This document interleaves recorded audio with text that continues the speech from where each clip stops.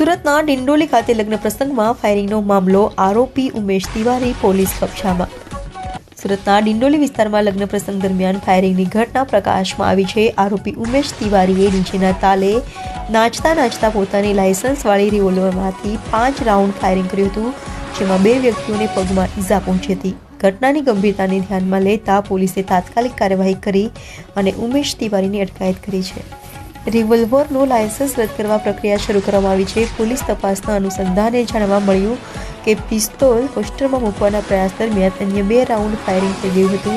સાથે આરોપીનો અગાઉ કોઈ ગુનાહિત ઇતિહાસ છે કે કેમ નહીં તે પણ તપાસ હેઠળ છે।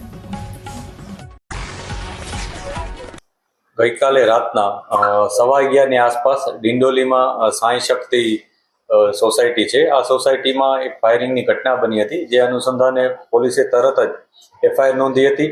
એફઆઈઆર નોંધીને આરોપીની શોધખોળ શરૂ કરી નાખી હતી અને તરત જ આરોપીને પોતાના હિરાસતમાં લઈ લીધો છે પોલીસે, અને એના ઉપર કાર્યવાહી પણ કરવામાં આવી રહી છે। અત્યારે પોલીસે જે ઘટના બની છે એમાં બીએનએસની કલમ ઉમેરી અને ગુનો દાખલ કર્યો છે। સાથે સાથે આર્મ્સ એક્ટની કલમો પણ ઉમેરવામાં આવી છે। આ સાથે જે બનાવ બન્યો છે એમાં હકીકત એ મુજબ છે કે એક વ્યક્તિ કે જેનું નામ ઉમેશ તિવારી છે, એ પોતે લાયસન્સ ગન ધરાવે છે। એ લાયસન્સ વેપન લઈ અને પોતે ગઈકાલે એના ભત્રીજા કે કોઈ એના રિલેટિવના મેરેજ હતા, એ મેરેજમાં એણે ડાન્સ કરતી વખતે ફાયરિંગ કર્યા હતા। 3 રાઉન્ડ હવામાં ફાયર કર્યા હોવાનું અત્યારે જે અમને સીસીટીવી મળ્યા છે એ મુજબ જાણવા મળે છે। અને ત્યારબાદ બીજી 1 કે 2 મિનિમમ 1 અને વધુ 2 રાઉન્ડ થયા ફાયર એવું અત્યારે જણાય છે, જેમાં 2 વ્યક્તિઓની ઈજા થઈ છે।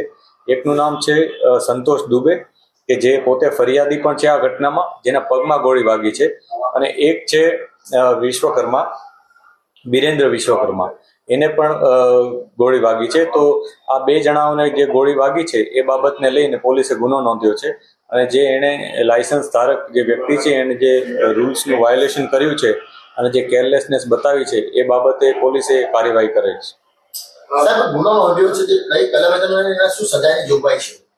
અત્યારે જે ગુનો નોંધ્યો છે એ બીએનએસની કલમો હેઠળ ગુનો નોંધવામાં આવ્યો છે, કે જેમાં એણે નિષ્કાળજીપૂર્વક એણે જે પોતાનું પાસે જે પણ હથિયાર હોય અથવા પોતાની પાસે કોઈ ઇક્વિપમેન્ટ હોય, જેને નિષ્કાળજીપૂર્વક નેગ્લિજન્સી રાખી અને એણે કાર્યવાહી કરી છે, પોતે જે આ કામ કર્યું છે, એમાં મહત્તમ 3 વર્ષની અને પછી આગળની પણ સજાઓ છે, અને આર્મ્સ એક્ટની પણ છે, કે જેમાં આર્મ્સ એક્ટની 30 કલમ ઉમેરવામાં આવી છે, કે જેમાં રૂલ્સના વાયોલેશનની કલમ એમાં સામેલ છે।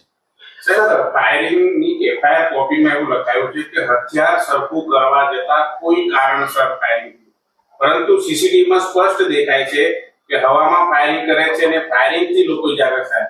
પોલીસ કેમ સમગ્ર મામલો છુપાવી રહી છે?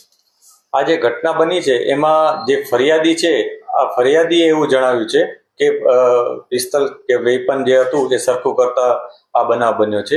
આ જે નજરિયો છે એ ફરિયાદીનો પોતાનો છે। પોલીસે જે સીસીટીવી કબજે કર્યા છે એમાં વધુ તથ્ય સામે આવે છે। જે એફઆઈઆર હોય છે હંમેશા એ પ્રાથમિક એક ઇન્ફોર્મેશન હોય છે।